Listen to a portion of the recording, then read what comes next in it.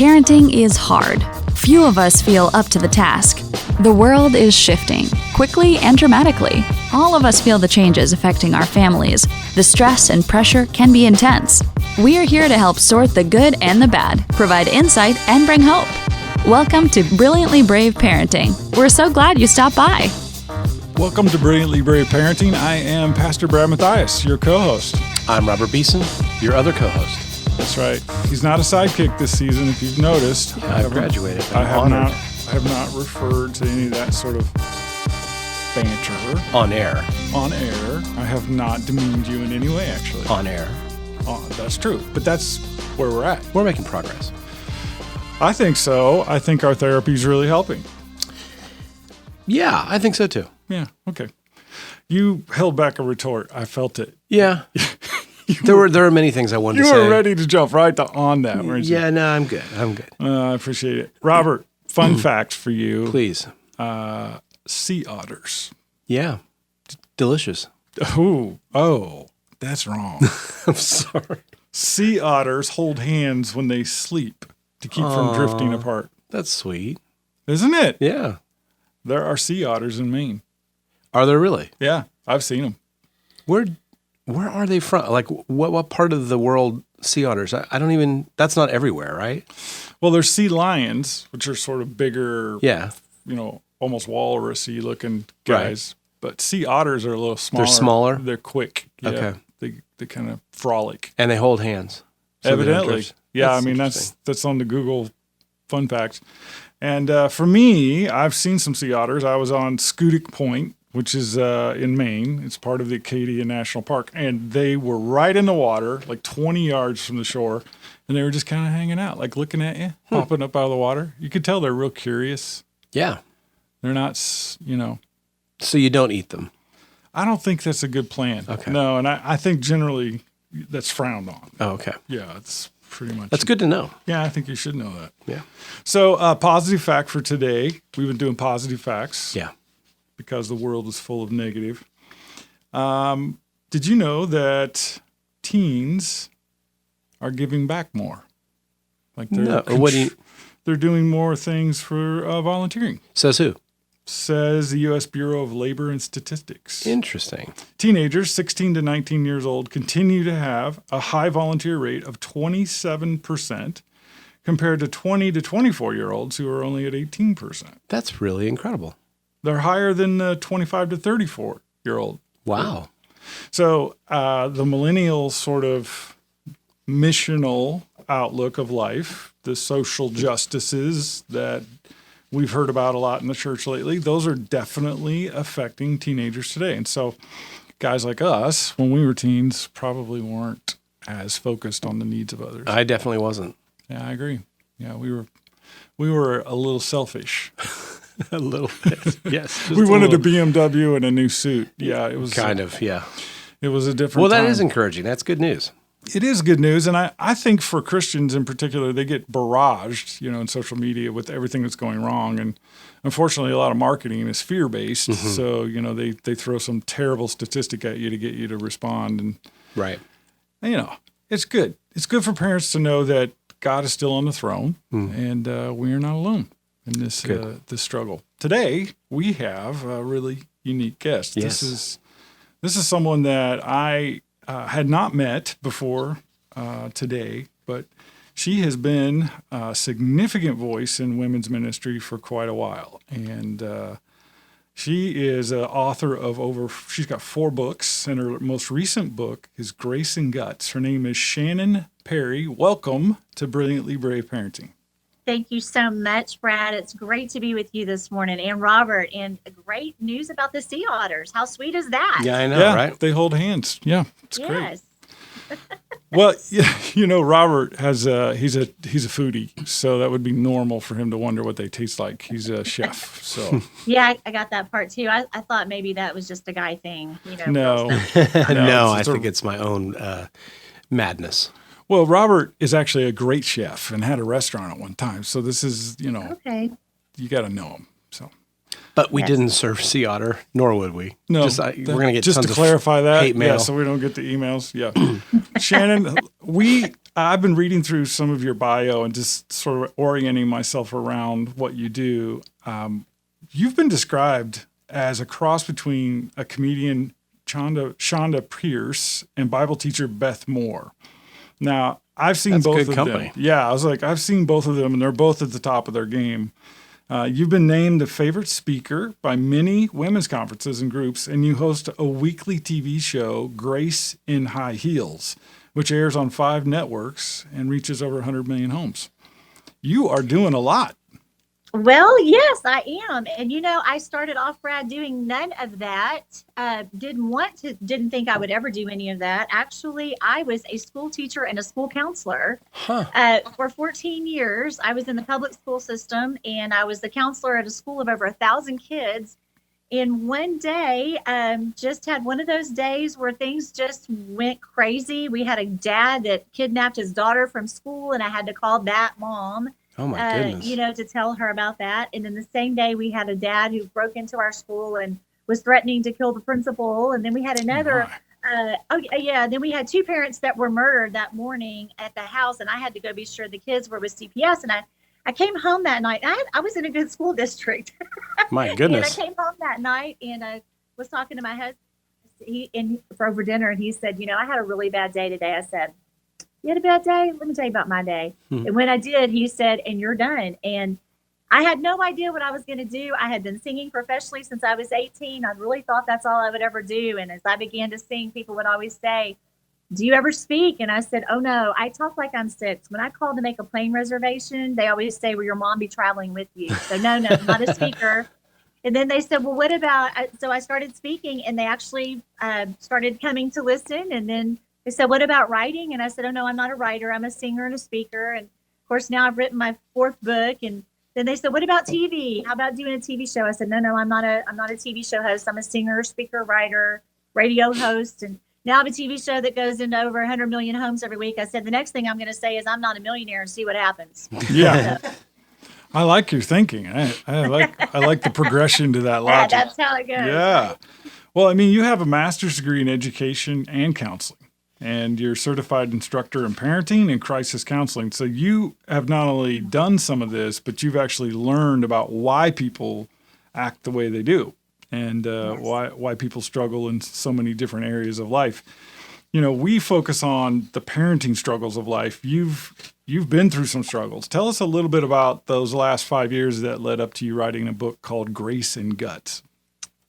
Well, great question. All in 1 year, actually, my mom was diagnosed with cancer 4 years before I wrote the book. And she was my best friend, my traveling buddy, my road manager. She did everything for me. She was my right hand, literally. And when she was diagnosed, it just really turned my personal world, my professional world upside down. And I'm an only child, so I was her caretaker for all those years. My dad is elderly too. And in that same year, the year that my mom was really starting to get really sick, my dad was also diagnosed with cancer. So I had 2 parents checking in at MD Anderson Hospital at the same time. Then in that same year, as you remember, Hurricane Harvey, we had that little hurricane here in Houston called Harvey that demolished our town. And it got into everything except my home. So I'm so grateful for that. But it did ruin a lot of our stuff. And so that same week as Hurricane Harvey, they thought that they found cancer in my eye. And I'd never had surgery at my age. I'm old and I've never had surgery. And so we did my first surgery ever. And then that same year, I had a very freak horse accident. My horse her back foot was caught in the stirrup of her blanket. When I went out to release her, she fell over on top of me. And to get 1,000 pounds off of me, I screamed to get her off of me. And when I did, she went one way with the top part of my finger, and I pulled back with the other part of my finger and was able to hold it on and go cut her out of her straps before I went to the emergency room, and they actually sewed my finger back on and saved it. Oh, my goodness. So I have and then my only son was deployed to the Middle East that same year. So that's when I realized you've got to have some real grace and some real guts just to do life, but especially to do parenting. That was a heck of an answer. Yeah. You asked. I'm thinking about each one of those things. I'm like, 2017. Just one of those things would be pretty overwhelming. Do you have a plaque in your house that says I survived 2017? Some kind of I certification. don't. Can you guys come up with that? I would be so honored to receive that on behalf of your state. Yeah. That would be amazing. On behalf of Brilliantly Brave Parenting, we want to commend you for your guts and grace. Yes. Thank you. When you look at all those things, I'm sorry, Brad, I cut you off, but it's okay. I fully intended to. You do it all the time. So if you're looking at, guts and grace and just based on what you faced that one year, I know that in the book you get into depth, but what are some of the key strategies that you learn, like in the process of having to walk through those things in? Oh, wow. That's a great question. I think the main thing that I really learned is faith and trust in God, who God says He is. We can stand on a stage all around this country. I can stand on a stage and talk about my faith and tell how much I trust God, and we've got to trust God. But I'll tell you, when you're getting hit in the ring of life over and over and over again, you learn what faith and trust really looks like, because you come to a crossroads where you have to decide if you really believe what you say you believe. And when things are not going our way, when things are not working out in any way, the way that we thought that they would, we really have to come to a place where we fall on our face and say, you know what, Lord, I still believe. I still believe you can do this. I still believe you are faithful. I still believe you are who you say you are in your word.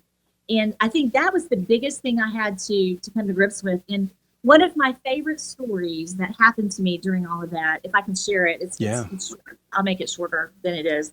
And I was at that moment, I think, where I had that time of, God, what's going on? What are you doing? My mom wasn't getting healed. And everybody around the country was praying for her. And sometimes when we think, if we just pray with enough faith, if we just pray harder, if we just pray longer, if we just pray louder, something's going to happen. And when it wasn't happening, I went upstairs one night in my home here, and I just threw myself across the bed. And when I flung myself across the bed, it was that, what I call that snot in the carpet cry. If you've ever had those cries. I don't know if you guys have those cries. Oh, yeah. We have those cries. We have those ugly cries. And it was that snot in the carpet cry where all I could say, I couldn't get any words out. All I could say is the word Jesus. That's all that would come to me. But you know what? That was enough, because he came to me, and I didn't have that experience where a lot of people say I felt him, I touched him, I smelled him. I did not have that experience, but I can tell you I knew he was in that room because of the peace that was overwhelming to me. And I went from this sobbing, crying, all of a sudden to this hysterical laughter, and I was like, okay, this is weird. If people see you, they're going to think this is weird. And I remember telling myself, you need to stop this. People are going to think you're doing, I had no medication in me. This is just weird. But I couldn't stop laughing. And when I stopped laughing, you know what God said to me? Not out loud, in my spirit. He said, I allowed you to have this experience tonight, Shannon, because I wanted you to have just a glimpse of what your mom is getting ready to experience. And I knew that my mom was not going to be healed this side of heaven. But you know what? Anytime I start getting upset, we go through those natural stages of grief, and one of those is anger. Anytime I feel that, I have to go back to that moment and say, the God of the universe took a moment in time to step down into my reality, into my pain, into my hurt, and say that word to me, that I've got your mom. It's okay. And interestingly enough, the last words my mom ever spoke out loud, she said, I think it's Jerusalem. That's the last thing she ever said. And, heaven is the new Jerusalem. And so it was just a confirmation over and over. Not that I doubted where my mom would be, but just those reminders of how sweet, even in those most difficult, hardest moments of our life, he will come into those awful places and remind us he's still on his throne. He's still God. And he still got it. I love that quote. Yeah, he still got it. Boy, he sure does. As I thought about this interview, and I kind of did my homework this morning, I was reading through some of your writing and some of your thoughts, and I was encouraged that you took the time with this book to identify the 12 areas that many women struggle with. In fact, you did some polling, you did some some homework and research of your own to identify things that most ladies are engaged in wrestling through in their life. Talk about that a little bit. Tell us what you found and how this book could help someone. Wow. Well, I did exactly that. As I'm out on the road, I do a lot of listening, of course, to women. My rule of thumb is I'm the last one out of the building besides the janitor in any conference I do. And that's because people are often hesitant to approach me as long as there's other people around, because of their deepest, darkest things that they want to share. And they don't want to share them in front of anybody else. So I make it a point to sit at my table and just listen. And through listening to these women, the things that they were sharing, the things that they were pouring their heart out about, I began to see a pattern. It was some of the same things over and over and over. So the way I got the 12 topics for the book is that I began to interview or just ask people on social media, what are the 12 things you struggle with the most? Or what are the things you struggle with the most? And I took the top 12 and I interviewed, actually wound up asking over 5,000 women. Wow. And it was interesting how they came up with the same things over and over. And I can tell you one of the top things that they came up with was about finding their purpose.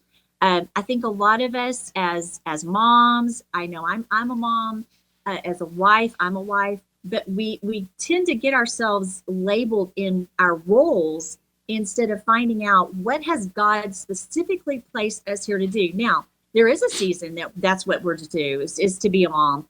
And of course, if we're a wife, that's for eternity, as long as we're on this earth. But the point is, when our kids leave home, when our children go off to school, a lot of these women are stuck thinking, okay, now what am I supposed to do with my life? I don't know. This is the only role I've ever had.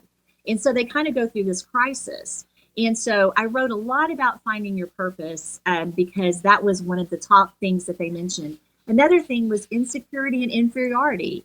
No matter what season of life we're in, and I say season because, as our seasons of life change. What I'm doing 10 years ago, I'm not doing now.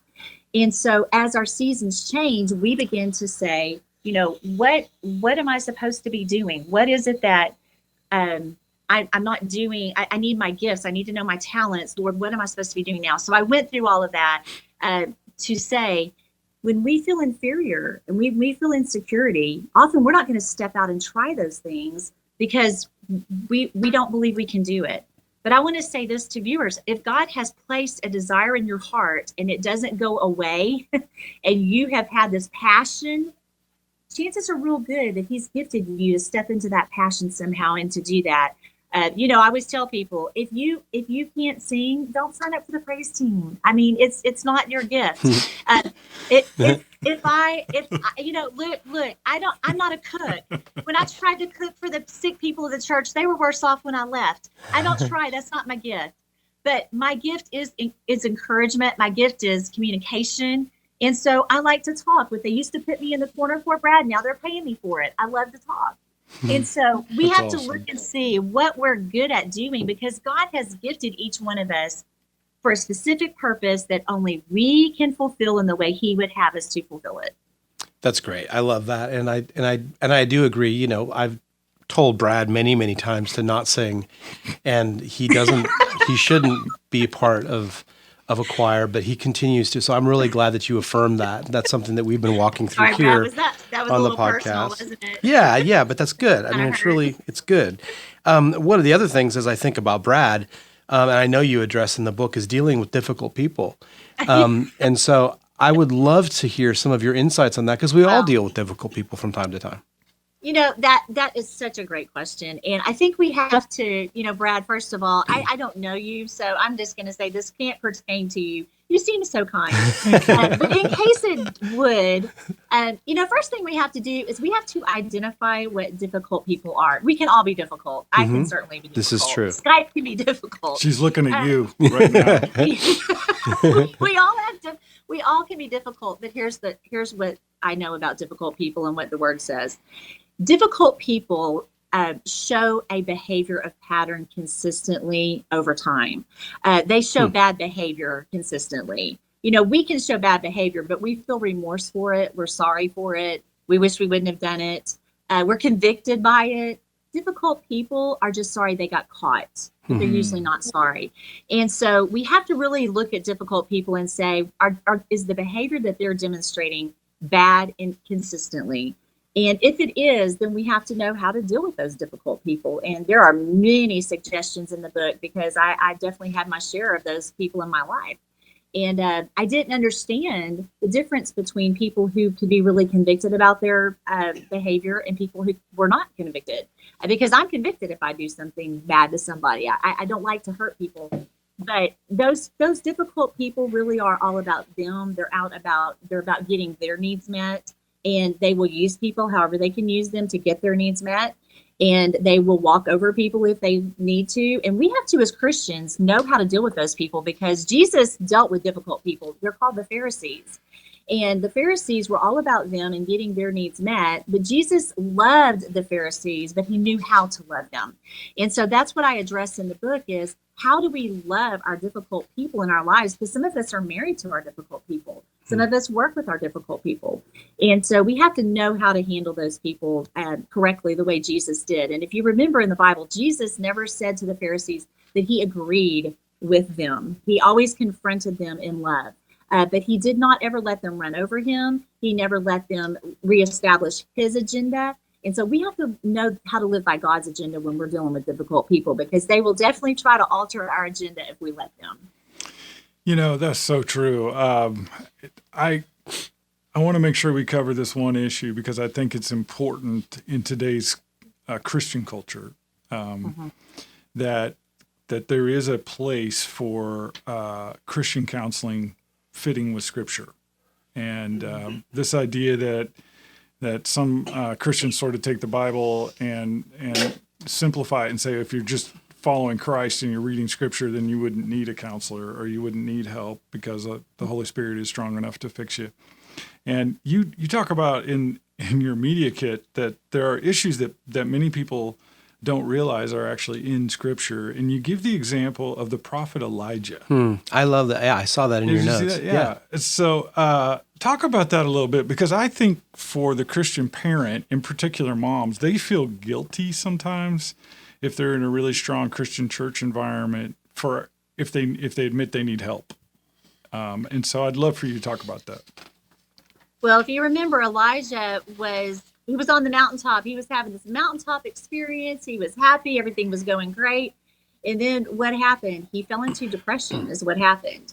And I think a lot of times as women, we do face depression, and we are, as you're saying, Brad, we like to talk about it to God, but we don't necessarily like to talk about it to other people, because it's hard to face the fact that if we're really this up and coming Christian, we believe in God, we're strong in our faith, that we could face depression. Well, here's the thing. We need to remember about depression, first of all.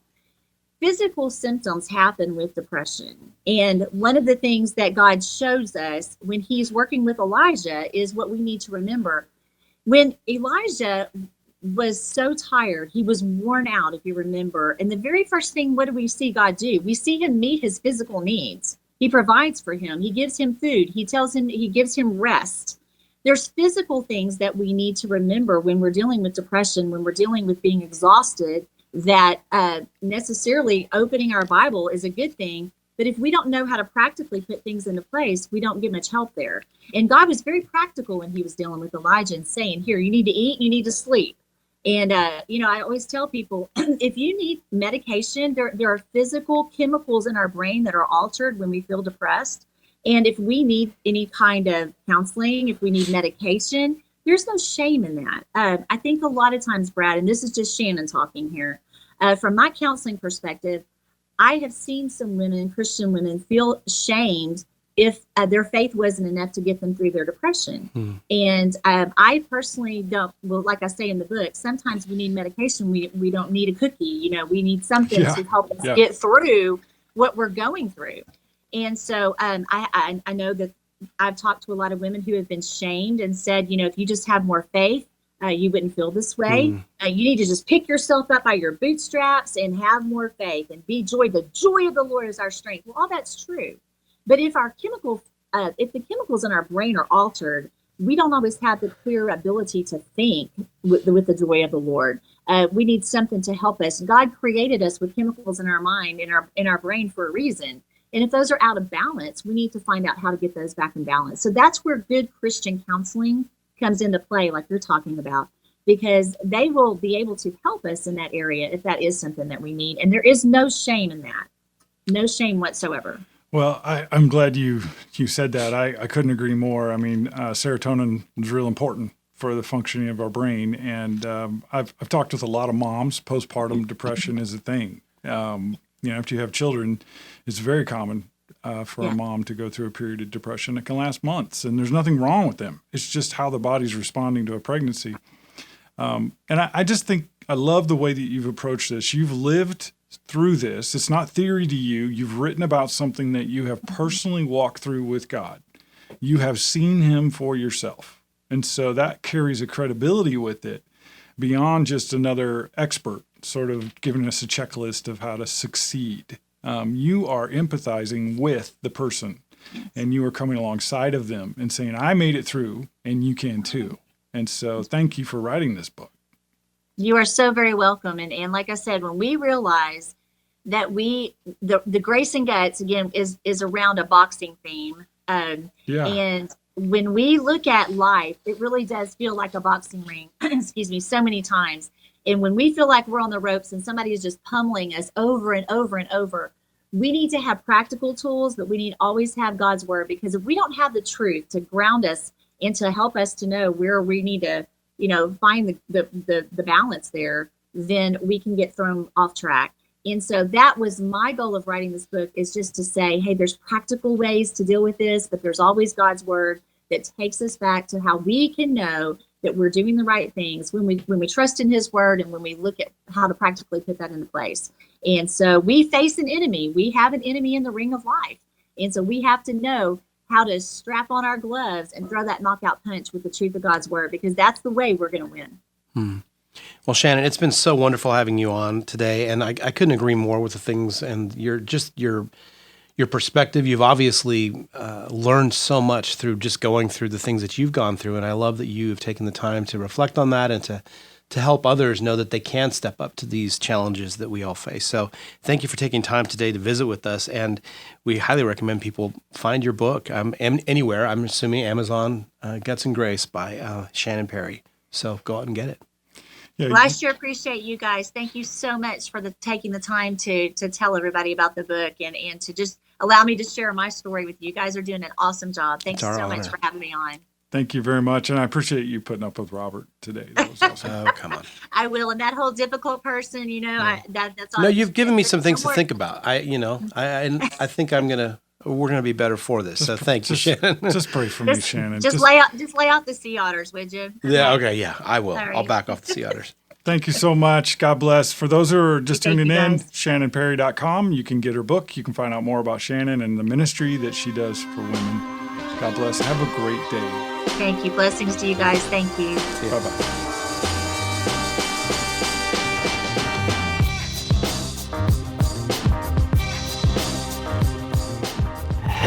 Brad, you know I'm a foodie, right? Absolutely. Okay, I want to tell you about this awesome coffee experience. It's called CJ's Coffee Culture and Community.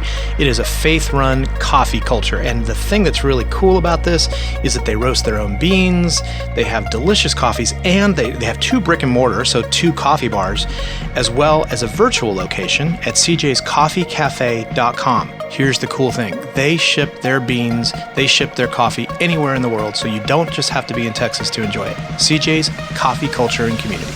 Awesome. Well, Robert, she is full of wisdom and experience. Yeah. You can just tell she had a lot more to talk about. I can see why she's a popular speaker and author. She's got a lot of insight and sure knows how to communicate effectively. Man, she had some quotes. I was writing them down. The snot in the carpet cry. Yeah. I haven't heard that before, but I got it. Yeah.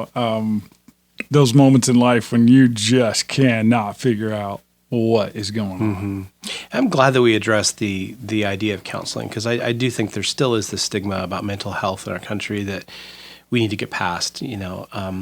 reaching out and asking for help is actually an act of courage. It's not Right. not something to be ashamed of or to feel like it's a weakness. I mean, it really is an act of courage. And the more we talk about it, the more normal it becomes. And so I'm glad that I'm glad you asked the question, but I'm glad that she addressed it the way she did, because I think there's a significant thing. If there's a listener out there dealing with some hard stuff, there's no shame in reaching out and trying to find someone professional to help you process through something. I mean, we take care of our bodies. If we feel ill, we go to a doctor to get some wisdom that is beyond our ability to fix ourselves. And so why not with our mental health as well? Go to professionals that can help us get on the path to being better people. And so I'm glad she brought that up. Yeah, I'm thinking about Elijah, and if you're familiar with that passage of the Old Testament, I mean, he was in a dark place, and he kept saying to God, like, I'm the only one. Right. And he said, no, there's thousands of people that haven't bowed the knee to Baal. And then he's like, just kill me. Like he literally tells God, just take me because I'm done. I'm worn out. That is a crying, snot in the carpet kind of prayer. Absolutely. When you're ready for God just to take your life. And this is a holy man. Yeah, exactly. This is a guy who could call down fire from heaven. This isn't burn it up. This isn't a lightweight, as they say in the Christian circles. But in my experience as a pastor, there is a thing called spiritual oppression. There are spiritual battles that people need to fight that have to do with depression and feeling intimidated and anxious. But there's also serotonin levels that can be measured and issues that are genetic and DNA. Just like I have to take insulin for diabetes and my body doesn't make the right amount for me. Some people don't make the right amount of serotonin. I mean, it's that simple. Right. So I'm glad she brings those kinds of practical insights into her book, and even the 12 most common things that women struggle with. And, this idea that moms who no longer have kids in the home are really wrestling with what's my purpose now. I mean, this is your book. If you're listening and you're saying, that's me, I'm not sure what to do now. I think this could be a fantastic encouragement and also guide to walking through that season of your life. Completely agree. Well, we've been recently just talking with Shannon Perry. She's a very certified lady. I mean, she has 2 master's degrees, one in education and one in counseling. She's written 4 books and has started and spoken in 4 different women's conferences over the last 20 years. So she has a lot of experience in helping women walk through different phases and stages of life. So if you're interested in knowing more about Shannon, we'll have lots of links on our podcast page at brilliantlybraveparenting.com, or you can go directly to her website at shannonperry.com. As always, we're so glad that you spent a little time with us today, and we appreciate any comments that you can leave on any platform that you're hearing us through, and as many stars as you... How many stars from her? As many. I'm not going to coerce people. 5. Okay. 5 stars, please. 5 stars would be awesome if you feel it, but I'm not going to... I don't do the 4.5 thing. I think it's 5. That's... Okay. Yeah. Then just remember Brad told you 5 stars. I'm That's saying right. whatever your heart needs. And remember, Robert was wondering what sea otter tasted like. Okay. Yeah. Thanks for visiting with us today. We'll see you here again next week. See you guys. Bye. Be encouraged, parents, you are not alone. In Paul's letter to his son in the faith, Timothy, he writes, "But I am not ashamed, for I know whom I have believed, and I am convinced that he is able to guard until that day what has been entrusted to me." Brilliantly Brave Parenting wants to be an encouragement and support that parents can rely on. Would you consider liking us and sharing us with a friend? As a part of the Tween Gospel Alliance, we are a nonprofit organization dependent on the support of friends like you. Thanks for stopping by. We'll be right here next week.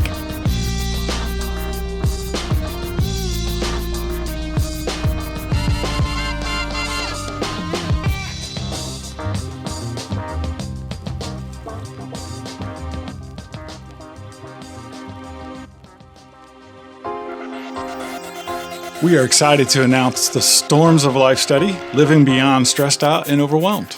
It's a great subtitle, Living Beyond Stressed Out and Overwhelmed. Yeah, I mean, at this point, we know that students are stressed. And for parents and pastors, it's important to know what are the top 3 things that are really on the minds of our kids. So Brad, walk us through what they can expect from the Storms of Life. This is an 8-week study. It has video insights. It has presentations from a actual youth retreat with junior high and high school students. These kids are going to learn about how their faith can help them fight back the stress that they're living with every day at school. Check it out on ishinelive.com. You know, Robert, every parent, every pastor is looking for resources that are new and insightful for their kids. So true. So where do we go? Well, with the advent of ishinelive.com, we have a web store. And in that web store, we've got resources. Like what? We've got resources like Bibles. We've got devotionals. We even have journals for kids. Do you have music? We do have music. And video? Absolutely. Wow. And everything's been designed for the preteen and tween in your life. Who needs Amazon? ishinelive.com. Check it out.